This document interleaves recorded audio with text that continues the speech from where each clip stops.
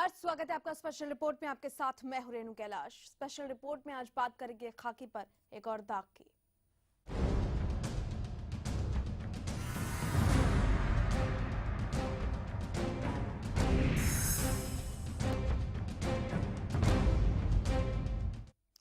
जी, आज का मुद्दा बेहद अहम है और हमारे पास आज बेहद अहम सवाल भी हैं जो हम हरियाणा पुलिस से पूछना चाहते हैं। पहला सवाल, क्या हरियाणा पुलिस को अपने नारे को बदलने की जरूरत नहीं है? क्या हरियाणा पुलिस अपने दावों पर खरी उतर रही है? क्या हरियाणा पुलिस के कर्मठ कर्मचारियों का उद्देश्य आम नागरिकों को सेवा के बदले मौत की कगार पर लाकर खड़ा करना है? आज इन्हीं सवालों का जवाब हम जानने की कोशिश करेंगे। एक रिपोर्ट देखिए, उसके बाद ये तमाम सवाल। अपनी दर्द दास्तां सुनाऊं क्या, जब कोई है ही नहीं अपना तो बताऊं क्या। जब रक्षक ही भक्षक नजर आने लगे तो धीरे धीरे व्यवस्था से विश्वास उठने लगता है और ढूंढने पर भी व्यवस्था नाम की चिड़िया दूर दूर तक पंख मारती नजर नहीं आती। हरियाणा पुलिस एक बार फिर सवालों के घेरे में है। एक बार फिर सेवा सुरक्षा सहयोग का दावा सवालों के घेरे में है। तस्वीरों में दिखाई दे रहा ये शख्स जिंदगी और मौत के बीच झूल रहा है और इसकी इस हालत का जिम्मेदार और कोई नहीं बल्कि हरियाणा पुलिस का एक कांस्टेबल है। नारनौल थाने में कांस्टेबल के पद पर तैनात हरिओम पर आरोप है कि उसने पीड़ित को इतनी बेरहमी से पीटा कि आज वो काल के द्वार पर खड़ा है और अपनी आखिरी सांसें गिन रहा है। पुलिस ने जिसको पहले तो पिटाई, इसकी गंड वगैरह लगाया, पीठ में भी घाव इसके पीछे जो लगाया है और तो दिमाग सर में चोट बताई है डॉक्टरों। अब 1-2 घंटे का मेहमान बता रहे थे तो 1-2 घंटे ज्यादा नहीं चलेगा। दरअसल मामला खरखोदा के सिलाना गांव का है, जहां क्रिकेट खेलने को लेकर कुछ युवकों में झगड़ा हो गया और नौबत मार पिटाई तक पहुंच गई, जिस पर पीड़ित पक्ष ने पुलिस में शिकायत की। शिकायत के आधार पर पुलिस मौके पर पहुंची और आरोपी पक्ष के घर गई, लेकिन आरोपी पक्ष के घर से लौटने के बाद पुलिस कर्मचारियों के हाव भाव बिल्कुल बदल गए और उन्होंने शिकायतकर्ता पक्ष को ही दोषी ठहराना शुरू कर दिया, जिस पर मामला इतना बढ़ गया कि पुलिस कर्मचारी शिकायतकर्ता पक्ष के एक रिश्तेदार को अपने साथ ले गए और उसे थाने में ले जाकर जमकर पीटा। इसको 4 जनवरी को झगड़ा हुआ था पड़ोस में, तो तू में करके मुकेश ने और भोजे ने और जैक्सन ने पहले इसकी पिटाई की। फिर मेरी चाची ने सुमित्रा ने बोला कि अच्छा नहीं, फिर 1000 कण में फ़ोन किया तो चौकी से आए तो दोषी ये घर गए पहले वहाँ से, फिर दोबारा यहाँ आए। तुम तो रोज तुम झगड़ा करते हो, ऐसे गाली गलौज दे के बात करने लगे। बोला कि मेरी चाची की गाली ऐसी भद्दी गालियाँ क्यों दे रहे हो? बोला तू क्या लग रहा है?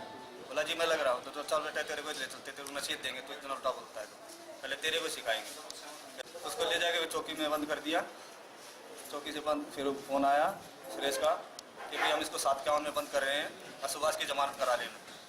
तो सुबह शाम को फिर ये मेरे चाचा और जगदीश पहुँचे कि भाई हम देख तो लें। तो जिन्ने में चढ़ के ऊपर देखा था उसको बचाओ बचाओ की आवाज़ें आ रही थी।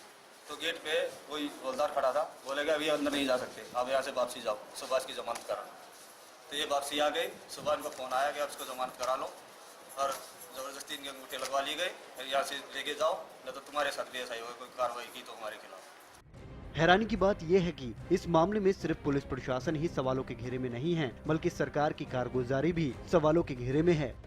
पीड़ित पक्ष के मुताबिक उन्होंने इस मामले की एसपी समेत सीएम विंडो तक शिकायत की, लेकिन बावजूद इसके कोई कार्रवाई नहीं हुई। सोनीपत भी गए थे, एसपी के यहाँ भी गए थे, 3-4 बार गए, कोई कार्रवाई नहीं की। तो फिर हमने केस भी किया, वो भी वहाँ से भी नज़रअंदाज कर दिया गया, कोई सुनवाई नहीं। सबकी जगह दिल्ली तक दरखास्त पहुँचाई थी, एसपी सीएम विंडो के सब। चलिए, इसी बीच एक बड़ी खबर भी आपसे रूबरू करा दें। SN रॉय यौन उत्पीड़न मामला, बयान सामने आया है इस पूरे मामले पर। क्या हाईकोर्ट का वो दरवाजा खटखटाएंगे इस पूरे मामले में? SIT गठन पर भी पीड़िता का बयान सामने आया है, जिस पर पीड़िता ने बयान दिया है कि रॉय को बचाने की कोशिश हो रही है। हमारे साथ हमारी मैनेजिंग एडिटर नवजोत सिद्धू जुड़ चुकी हैं। नवजोत जी, ये पूरा का पूरा मामला SIT अब इसकी जांच कर रही है, लेकिन पीड़िता को अभी भी इस पर यकीन नहीं है।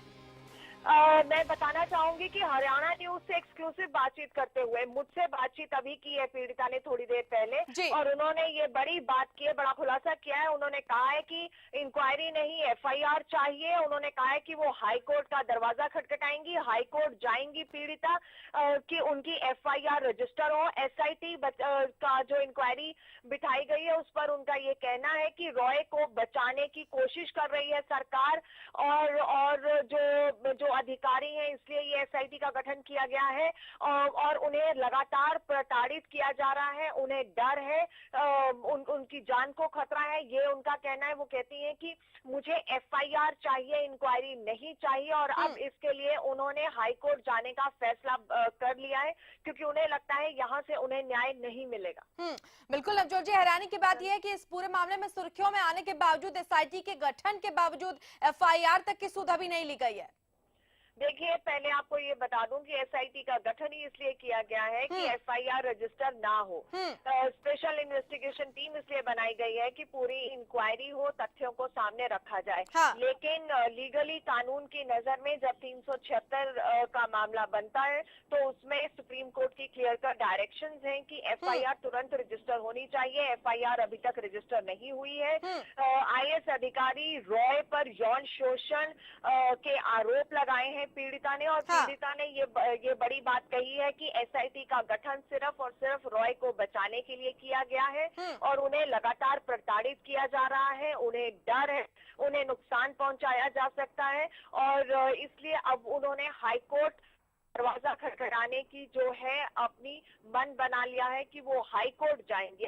पीड़िता ने फैसला किया है कि वो हाई कोर्ट जाएंगी, क्योंकि वो एफआईआर चाहती हैं। किसी भी किस्म की इंक्वायरी से वो संतुष्ट नहीं है। वो कहती हैं कि इंक्वायरी बाद में हो, पहले जो फर्स्ट इंफॉर्मेशन रिपोर्ट है वो रजिस्टर हो, उसके बाद ही इस पूरे मामले में इंक्वायरी हो। लेकिन अभी तक ये पूरा मामला मीडिया में आने के बाद भी, सुर्खियों में आ जाने के बावजूद अभी तक एफआईआर रजिस्टर नहीं हुई है। इंक्वायरी चंडीगढ़ पुलिस को दे दी गई थी, और अब उन्हें लंबी छुट्टी पर भेज दिया गया था रॉय को, और अब एसआईटी का गठन किया गया है, और ये इंक्वायरी एसआईटी करेगी। चलिए, बहुत शुक्रिया नवजोत जी इस तमाम जानकारी के लिए आपका। और खुद इस वक्त फोन लाइन पर हमारे साथ पीड़िता जुड़ चुकी हैं। जिस तरह से एसएन रॉय के खिलाफ मैम एसआईटी जांच का गठन किया गया है, आपने बातचीत में कहा है कि आप पूरे तरीके से इससे संतुष्ट नहीं है। आखिरकार आपकी क्या कुछ आपत्तियां हैं इसको लेकर? हाँ जी, मेरा कहना ये है कि ये बार बार यही हरियाणा में किया था कि ये एक कमेटी गठित करते हैं। कमेटी गठित करने में ये लोग जो मेरे से फैक्ट चाहेंगे, उससे चाहेंगे, उसी में ये 8 महीने 1 साल निकाल देगी पुलिस। जी, हम लोग इंक्वायरी कर रहे हैं, इंक्वायरी, ये लंबा प्रोसेस है। ये मेरे को ये समझ नहीं आ रहा है। केस ऑलरेडी मैंने फाइट कर रखा है, 6 साल मैंने फाइट किया है, वो भी 376 का, कि मेरी मैरिज हुई थी और सारी चीजें, सारे फैक्ट्स आए थे सामने। लेकिन उस केस में भी सबसे पहले एफआईआर हुई थी, उसके बाद इंक्वायरी हुई थी। लेकिन एसएन रॉय के लिए ऐसा क्यों प्रावधान किया जा रहा है? आप सरेआम देख भी रहे हैं कि एक इतना सीनियर ऑफिसर जिस प्रकार से नाच रहा है, वो अपनी वाइफ को भी धोखा दे रहा है। और मुझे भी अब पता चल चुका है कि उसकी वाइफ उसके साथ रह रही है। और इस तरीके के चीजें करने वाला, चाहे कांग्रेस सरकार थी, चाहे बीजेपी है, और ये सब लोग कहते हैं जी हम लोग ऐसा कर रहे हैं, जी हमारी सरकार में ऐसा नहीं है। लेकिन लगातार इस तरीके के सीनियर अधिकारियों के साथ, मतलब उसको लंबी छुट्टी पे भेज दिया। उसके रिलीज के लिए तो हर चीज है। उसको जल्द से जल्द सस्पेंड करके फेंका क्यों नहीं कि उसने इस तरीके का काम क्यों किया? मुझे भी धोखा दिया, अपने बच्चों को भी दिया, अपनी वाइफ को भी दिया, और अपने पद का गलत इस्तेमाल कर उसने ये सब चीजें करी। इन तमाम आपत्तियों को लेकर के क्या आपने अभी हाल फिलहाल डीआईजी से या किसी पुलिस के आला अधिकारी से बातचीत की है? क्योंकि जिस तरह का वीडियो सामने आया वो हैरान कर देने वाला अपने आप में था कि कितना असर और रसूखदार जो आईएएस अधिकारी है वो इस तरह की चीजों में संलिप्त हैं, और आप जो है इससे संतुष्ट नहीं है। क्या ये आपत्तियां आपने दर्ज कराई? हाँ जी, देखिए, मैं जब से मेरे को आपके मीडिया के माध्यम से ही सारी चीजें पता चल रही हैं, मेरे पास किसी पुलिस ऑफिसर का, किसी आईजी, किसी थाने से मुझे कोई कांटेक्ट नहीं किया गया अभी। ना मुझे अभी तक ये पता चला कि जी मुझे आपके माध्यम से ही सारी चीजें पता चल रही हैं कि कमेटी गठित कर रहे हैं। मैं तो ये सोच रही हूँ कि एफआईआर क्यों नहीं हो रही है? इंक्वायरी में ये लोग 6 महीने, 8 महीने, साल निकाल देंगे। उसके बाद सारा मामला ठंडा हो जाएगा, इतनी देर में एसएन रॉय मेरे ऊपर कुछ भी हमला कर सकता है, मेरे को किसी भी तरीके का प्रेशर लेके मेरे साथ कॉम्प्रोमाइज के लिए कंपेल कर सकता है, हाँ। कुछ भी कर सकता है। तो आपने कहा कि आपको इस बात की चिंता है, इस बात की आशंका है कि आपके ऊपर हमला भी हो सकता है। क्या इस बाबत किसी तरह की आपको कोई धमकी मिली है या किसी तरह की आपको कोई परेशान किया जा रहा है, और अगर किया जा रहा है तो कौन लोग इसके पीछे संलिप्त देखिए, हैं? धमकी की जहाँ तक बात है, मुझे कहीं ना कहीं से धमकी की बात भी आ रही है, और दूसरी बात ये है कि मुझे कहीं ना कहीं से किसी के थ्रू मुझे ये भी मालूम चल रहा है कि एसएन रॉय बार बार ये बोल रहा है कि सीएम खट्टर साहब ने मेरी पीठ को थपथपा दिया है, हाँ। और ये इंक्वायरी में मैं मामले को ठंडे बस्ते में डाल दूंगा, हाँ। और और दुनिया को ये प्रूव कर दूंगा कि ये ब्लैकमेलर थी और मैं सही था, हाँ। और मैं ये दिखाऊंगा कि इसका फर्स्ट केस भी ये था। देखिए, हाँ। फर्स्ट केस की जहाँ तक उसके एडवोकेट मेरी कंप्लेंट दिखा रहे हैं, हाँ। तो ये ऐसा तो नहीं है कि मैंने उस केस को फाइट ना किया हो, मैंने उस आदमी के खिलाफ मैंने कंप्लेंट डाली हो और पैसे लेकर बैठ गई हूँ। हाँ। मैंने उस केस को 6 साल फाइट किया है, और अभी तक मैं उस केस को हाई कोर्ट में फाइट कर रही हूँ। मैंने ऐसा कुछ नहीं किया कि मैं किसी के खिलाफ कंप्लेंट डालकर और मैं चुपचाप पैसा ले लेती हूँ या मैं बैठ जाती हूँ या मेरा ये काम है, ऐसा नहीं है। ये एसएन रॉय भी जानते हैं, हाँ। और जो एसएन रॉय के बारे में मैंने लिखा है, मैं उसके लिए भी फाइट करने के लिए बिल्कुल प्रिपेयर हूँ, और मैं हाँ। पूरी फाइट करूंगी। हाँ। लेकिन ये बड़े ओहदे वाला आदमी है, उसको इस तरीके का रिलीफ, आम आदमी को तो आप छुट्टी पे नहीं भेजते हैं। आम आदमी के लिए तो इतनी सुविधा प्रावधान किस लिए नहीं है कि इस तरीके के सीनियर ऑफिसर के लिए जो छुट्टी पे भेज दिया है, वो तो छुट्टी पे भी रह के मोबाइल से इधर उधर से, क्या उसकी जानकारी में और लोग नहीं है? हर आदमी को पता है, उसको सस्पेंड क्यों नहीं है, उसके ऊपर एफआईआर क्यों नहीं कर रहे हैं? हाँ। एफआईआर करेंगे, वो अपने पद से हटेगा, ये सीरियस ऑफेंस है। हाँ बिल्कुल, क्योंकि आपको इस बात की भी आशंका है कि अपने पद पर रहते हुए भी छुट्टी पर होने के बावजूद वो जांच को प्रभावित कर सकते हैं। बिल्कुल बिल्कुल, मेरे को देखो, डायरेक्ट मैं नहीं बता रही, लेकिन नाम नहीं बता रही, लेकिन मुझे उसके कई मेरे जानने वाले हैं, उनको मालूम चल रहा है कि ये किस तरीके के काम करना चाह रहा है। हाँ। ये बार बार कह रहा है कि जी इंक्वायरी में मैं ऐसा ठंडे बस्ते में ये डलवाऊंगा कि जी पुलिस से खुद ही कहलवा दूंगा कि जी ऐसा बन, क्योंकि मेरा फर्स्ट केस में भी पुलिस ने 495 में मेरा केस दिया था। हाँ। जबकि वो मेरी कंप्लेंट जब मेरा कोर्ट में गई, तो कोर्ट ने उसी वक्त मेरे हस्बैंड को गिरफ्तार किया। हाँ। कि ये ऑफेंस 495 नहीं 376 बनता हाँ। था। तो ऐसे में कोशिशें आपके नजर में शुरू हो चुकी है इस केस को प्रभावित करने की, जैसा कि आप आशंका जता रही हैं। खड़ी हूँ, और मुझे मैं अड़ी रहूंगी। मैं मोदी साहब से भी मिलूंगी, मैं अभी भी मैं गवर्नर साहब के हाउस में ही जा रही हूँ उनसे मिलने के लिए। हाँ। क्योंकि इस तरीके के प्रभावित लोग अगर ऐसा करेंगे, हाँ। तो चाहे वो कोई भी सरकार हो, इसका मतलब तो एक औरत ही पिसती रहेगी हमेशा। आपको किस बाबत इस बात की जानकारी मिली कि एसएन रॉय को जो है वो शह मिल रही है, भरपूर उनको समर्थन मिल रहा है, जैसा कि आपने कहा कि एसएन रॉय की तरफ से खबरें मिल रही हैं कि उनकी पीठ मुख्यमंत्री ने थपथपाई? देखिए, मुझे खुद एसएन रॉय ने किसी को बोला है, हाँ हाँ, सारी चीजें मेरे पास है, सब रिकॉर्डिंग है कि हाँ। सीएम साहब ने मेरी पीठ थपथपाई है। हाँ। कि कोई बात नहीं, तुम मेरे ऑफिसर हो, इस तरीके की चीजें तो होती रहती हैं, कोई बात नहीं यार, हाँ। कोई बात नहीं। हाँ। सीएम साहब ने खुद ये उसको बोला, ये खुद बोलता फिर रहा है एसएन रॉय। हाँ। और मैं कैसे मान लूं कि इंक्वायरी ठीक होगी? हाँ। मेरे को पता है। हाँ। इस सीरियस ऑफेंस में आप पहले एफआईआर करिए, हाँ। फिर इंक्वायरी करिए। मैं क्या इस चीज के लिए प्रिपेयर हूं। क्या आपके पास वो ऑडियो रिकॉर्डिंग है जिसका आप जिक्र कर रही हैं? देखिए, मैं टाइम आने पर एक एक चीज दूंगी। अभी मैं, क्योंकि मेरा केस अभी पूरा मैंने लड़ना है, फाइट हाँ, करना, बिल्कुल, तो मैं बिल्कुल। सारी चीजें अभी से दे दूंगी, तो उसके एडवोकेट को हेल्प मिल जाएगी। हाँ। ठीक है, टाइम आने पर मैं सारी चीजें दूंगी, लेकिन हाँ। मैं अभी आपको बोल रही हूँ, ये सीरियस ऑफेंस है। हाँ। मुझे हाई कोर्ट मजबूरन डालना पड़ेगा, नहीं तो ये ऑफेंस बनता है। आप एप्लीकेशन किसी भी एडवोकेट को दिखा के देख लीजिए। ये बार बार ये क्यों हो रहा है कि जी वो कमेटी गठित कर दी, यही हरियाणा में हुआ था, केपीसी हाँ, हाँ। के ग्रुप में हुआ था, यही अब एक और गठित कर दिया। गठित करने के बाद थोड़े टाइम में कहेंगे नहीं जी एसएन रॉय का तो ये नहीं है, एसएन रॉय तो जी ऐसा है। पुलिस का तो काम ही ये है। जी बिल्कुल। इस आपने अभी सुरक्षा की कोई मांग अभी स्थानीय पुलिस प्रशासन से नहीं की है, जैसा आप बता रही है कि आपको जान के खतरे की भी आशंका है। क्या किसी बाबत पुलिस प्रशासन से इस लिए आपकी कोई बातचीत हो पाई है? मुझे बिल्कुल जान के खतरे की आशंका है। मैं हाँ। अभी रिटर्न में ये देखे भी आऊंगी कि मुझे बिल्कुल, मैं कहीं भी जाती हूँ मुझे आसपास यूं होता है कि मेरी गाड़ी को कोई फॉलो कर रहा है। हाँ। कभी कुछ हो रहा है, मुझे हमेशा हमेशा ये खतरा रहा अभी भी, और जब से मैंने कंप्लेंट दी है तब से। हाँ, मैं तो अपने बच्चे को ट्यूशन छोड़ने जाऊँ या अपने बच्चे को स्कूल छोड़ने जाती हूँ, हाँ। मुझे लगातार ऐसा लगता है जैसे कोई मेरे को आपने follow कर आपने रहा पुलिस है। प्रोटेक्शन की मांग की है?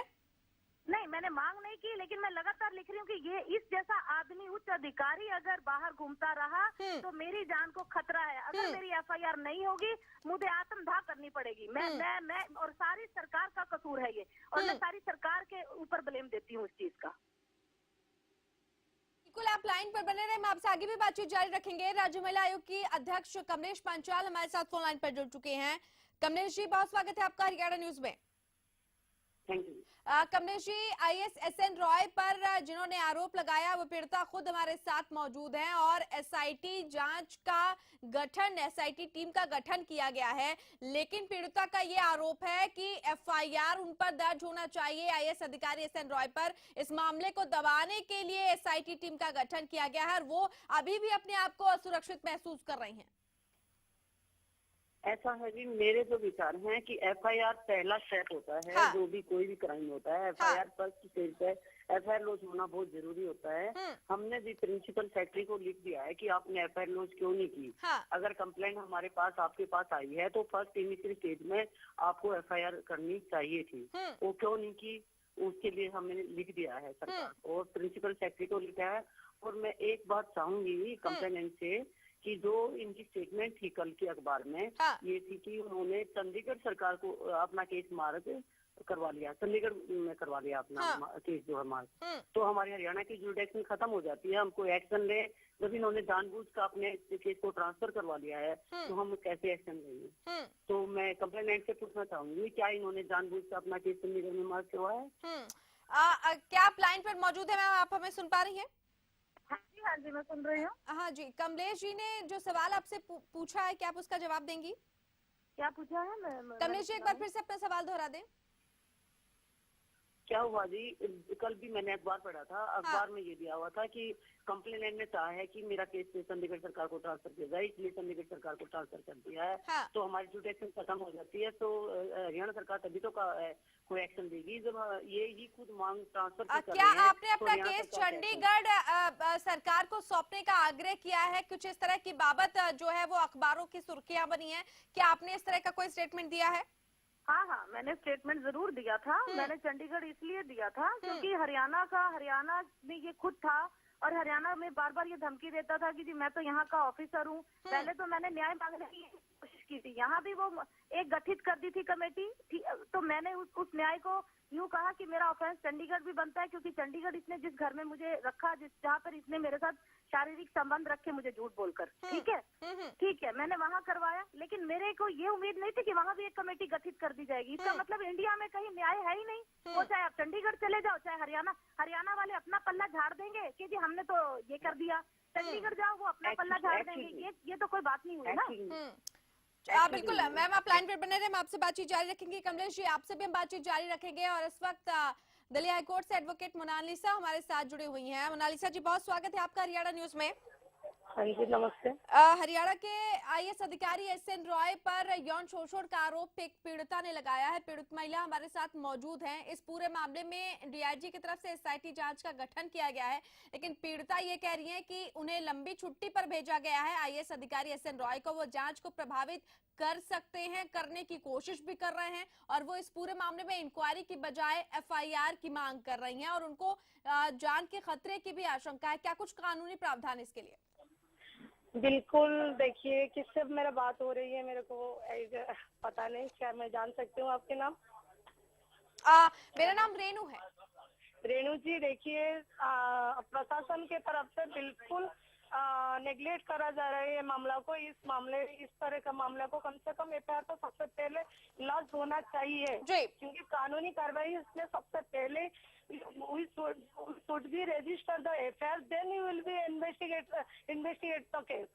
तो FIR लॉन्च सबसे पहले कानूनी कार्रवाई के तरीके से FIR लॉन्च करा जाए, उसके बाद इन्वेस्टिगेशन करा जाए। देखिए ये चाहे IAS ऑफिसर हो, IAS अधिकारी हो, IPS अधिकारी हो, चाहे मुख्यमंत्री हो, चाहे PM हो, चाहे कोई भी हो, इस टाइप के जो घिनौना हरकत करते हैं उनके लिए सबसे पहले तो हम उनके पोस्ट नहीं देखा जाता है, उनके जो हरकत है उसने कितने जुर्म किए हैं उस ऊपर देखा जाए। तो पहले first of all should be register the case, FIR register होना चाहिए। हाँ, तो यानी आप भी ये मानती हैं कि पहले FIR दर्ज होना चाहिए और इस केस को उस तरीके से नहीं लिया जा रहा है जैसा कि अमूमन लेना चाहिए, पहले FIR दर्ज होनी चाहिए, क्योंकि कोई भी व्यक्ति वो खास या महत्वपूर्ण पूरे देश के कानून में एक बराबर है। तो यानी यहाँ पर जरूर कुछ ना कुछ सहानुभूति है वो मिल रही है SN रॉय को।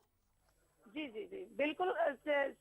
देखिए सहानुभूति मिल रहा है या नहीं मिल रहा है उस चीज को हम कह नहीं सकते, परंतु आज तक जो नेग्लेक्ट है वो नेग्लेक्ट की वजह से उसका जवाब कौन दे रहा है। हाँ। उसके लिए मैं कंप्लीट बोलूंगी जो प्रशासन है वो जिम्मेदार है।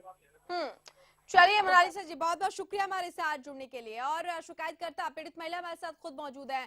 जैसा कि आपने भी कहा कि FIR दर्ज होनी चाहिए और कानूनी प्रावधान भी कुछ इस हद तक कह रहे हैं, तो अब आपकी जो अगली कार्रवाई होगी वो क्या हो सकती है और इस बाबत क्या आप पुलिस प्रशासन से मिलेंगे, DIG से भी क्या आप मिलेंगे इस पूरी शिकायत को लेकर के? और जैसा कि आपने कहा कि आपको अभी तक पुलिस प्रोटेक्शन भी नहीं मिली है और आपको खतरे की भी आशंका।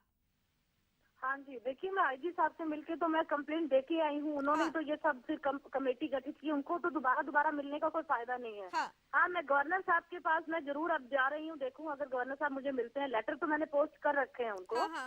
मैं पर्सनली उनसे मिलना चाह रही हूँ कि मैं गवर्नर साहब से पूछूं कि एक कानून जब सबके लिए एक है तो एक IAS के लिए ऐसा क्यों है कि जी पहले FIR नहीं हो रही। मैं किसी इंक्वायरी के लिए मना नहीं कर रही हूँ कि आप मैं भी कानून के लिए सेम हूँ। अगर मान लो मैं झूठी हूँ या मैं डिफॉल्टर हूँ तो वो भी सामने आएगा, ऐसा कुछ नहीं है।